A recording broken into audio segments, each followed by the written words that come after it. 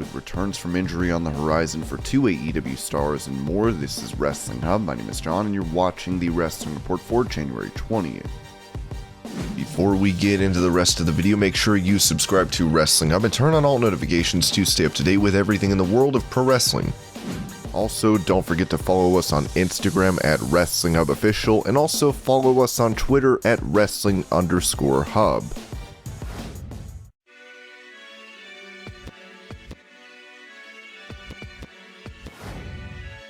Following his release from WWE in 2020, Matt Cardona has had quite the run outside the company. Talking about a potential return to the promotion, he noted on Busted Open Radio that he would need to be able to keep his podcast. Yeah, I definitely would listen, but I'll tell you right now, if one of those things where you can't do your podcast, I would say thanks, but no thanks. That would be a deal breaker. There would be no way if they were going to take away everything I have built with Brian Myers, something we tried to do in WWE, the major wrestling figure podcast. We pitched it to them, and they didn't want it. They didn't the podcast or anything to do with collectibles. I think they've since had a failing podcast network, and they tried something with collectibles. I've had so much fun with this, and it's setting me up for life after wrestling where I would never sacrifice that. I don't care how much money they gave me. If they said you can't do your podcast anymore, I wouldn't do it. For the World on GCW event, Cardona will be facing Joey Janela in the Hammerstein Ballroom on January 23rd.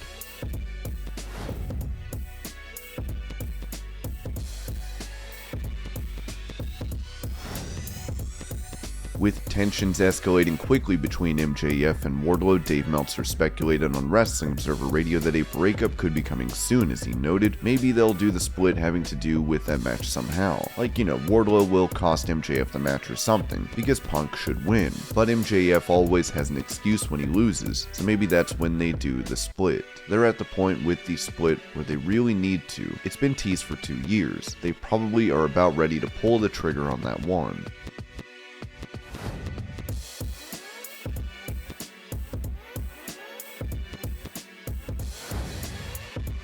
After making his long-awaited return to AEW, Jon Moxley would make his way to the ring where he began cutting a promo. A fan in attendance didn't have kind words for the star that recently returned from rehab for alcoholism. As Meltzer noted on Wrestling Observer Radio, he's walking to the ring and everyone's cheering him like crazy. And there's always one person. You remember when Owen Hart died and Bret Hart came back? I think it might have been in Atlanta, but the city is irrelevant where it was. Bret Hart comes back, people are cheering him, and everything like that. First appearance since Owen died, and one person out of however many thousands of people there catcalled him. I just remember him telling me, I talked to him I think it was the day or two after this. It was right after, and he said, I had this great promo, and this one guy catcalled him, and it was these people don't deserve this promo. And it was it was one person. That's what it was. These people don't deserve that promo, and he didn't do the promo. Moxley wasn't like that. He heard the one person out of all these people, and he booed him, and he said, get this drunken piece of trash out of the ring. And Moxley heard it, and Moxley says, fuck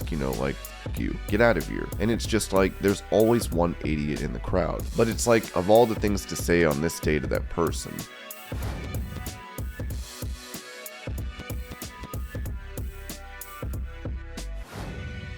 Speaking of Moxley, many took notice of his change in appearance, with him looking to be a lot healthier. Here's some of the reactions to these before and after photos of Mox. A few months ago, I was watching some Year 1 Shield stuff and was shocked at how Dean looked like a complete different person. Now he looks like SmackDown World Champ Dean again. He legit looks better than I've ever seen him. He is an inspiration to everyone trying to get sober. Back in October, nobody knew he was having the problems he had. But now with hindsight, you notice it. Wow. So happy to see him doing and looking so well. I'm glad I'm not the only one who noticed how much younger he looks now compared to before he left. He even looks skinnier.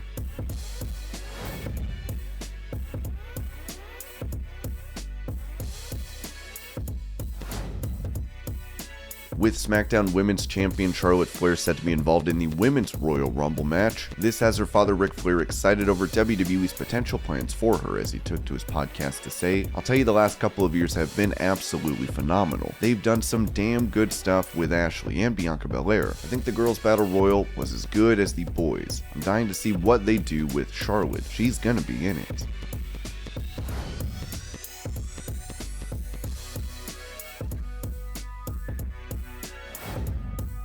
After losing the Wednesday night ratings war to AEW Dynamite and having the brand overhauled with changes and firings, it's no surprise to see NXT is on a downward spiral in terms of viewership. For their latest show on the 18th, WrestleNomics reported that this episode brought in 587,000 viewers with a .11 rating in the 18 to 49 demographic. For the week prior, NXT 2.0 had 647,000 people watching and a rating of .14 in the previously mentioned demo. Their New Year's Evil event on the 4th brought in 685,000 viewers with a .16 rating in the 18 to 49 demo.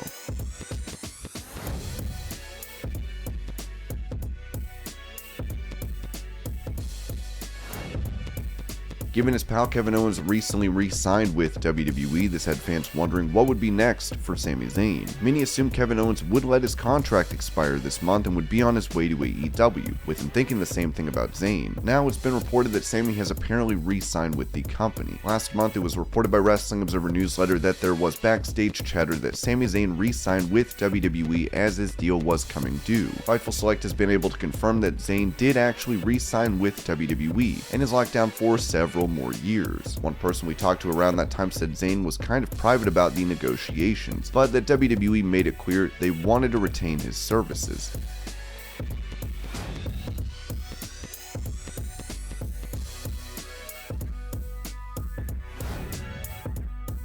While they were seen as having a ton of potential when they made their way to the main roster, the faction known as Nexus would quickly hit a brick wall and end up disbanding. It was reported not long ago that WWE was working on a Nexus documentary, but it was later noted that this project had been nixed. On the My Two Cents podcast, former WWE star Darren Young touched on the reason behind this cancellation. One of the reasons why, it could have been Daniel Bryan going to AEW, or it could have been, last May, me wearing my New Japan track jacket on the set of the filming that they invited me to. I didn't call WWE back, they called me back to be a part of this documentary, and I said sure, no problem. I showed up and planned it out because I knew they were going to ask me to take my jacket off. I wore it proudly, and as soon as we started filming, it's almost like you saying, do you mind if you take off your New Japan compression shirt? At the time it was my track jacket. I would have said, I worked very hard for this New Japan track jacket. You guys just inducted Jushin Liger into the WWE Hall of Fame. If this documentary is supposed to be uncut and uncensored, Nexus style, then let me be me. 10 plus years later, I'm not some washed up wrestler. I'm still active, and active with New Japan and very proud of it. I remember the producer saying no problem, you sold me on it. I also told him that I talked to John Laurinaitis weeks before we did the Nexus interview. He was checking up on me because he originally hired me in 2009. I told him I was going well with New Japan and making moves. He was the guy that talked to me about possibly doing a collaboration. This was last year. Who knows what's going to happen as we speak because the landscape of pro wrestling is so major.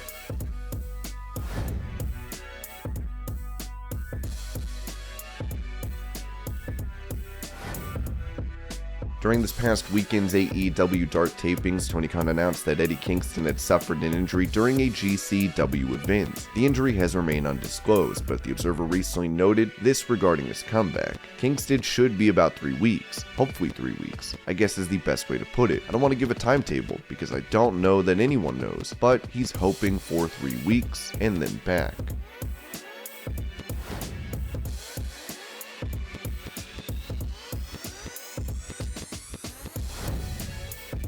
Staying on the topic of returns from injury, Rey Fenix was involved in a bad spot on Dynamite against Jurassic Express where he went through a table and his arm bent backwards. Dave Meltzer would point out that Fenix is looking to make his in-ring return in the middle of next month. Fenix previously noted that no one is to blame for his injury, as he added that he will come back as a better version of himself.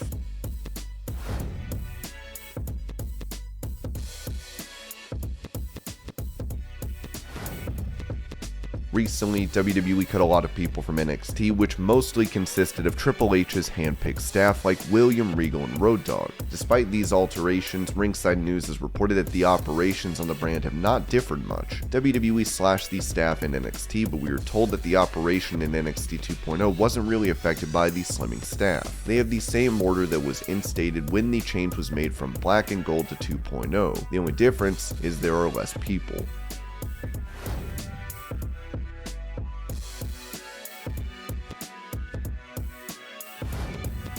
With Mustafa Ali recently announcing that he has requested his release from WWE, a report has now come out detailing that the company is not granting this request. Those that Fightful Select heard from confirmed that WWE and Ali have spoken with each other and that Ali was informed that they would not be granting his request for a release at this moment. And as of now, it isn't the plan. Ali has years left on his WWE deal, but hasn't been used on WWE TV or even at tapings in over 2 months. While some suspected that he was out on paternity leave, we're told he'd only asked for 1 show off.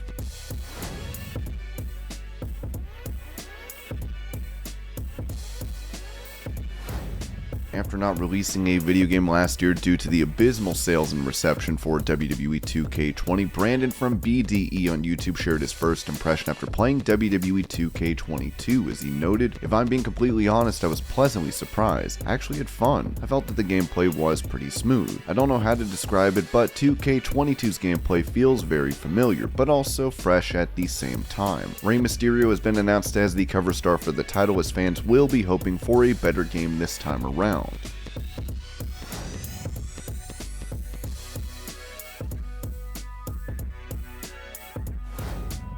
One half of the women's tag champions with Queen Zelina, Carmella, said on the Bear With Us show that she recently tested positive for COVID. "I got COVID. I got about what, a week and a half ago? No, 2 weeks ago now. Yeah, I woke up just not feeling well. Just really tired, run down, and took some tests and I tested positive, and then it was like a cold. It was kind of like a little bit worse than a cold. I was down and out for like 3 or 4 days, just not really doing much, but on the up and up, feeling better now." Corey Graves would note that he did not test positive, with Carmella not having wrestled since Raw on January 3rd.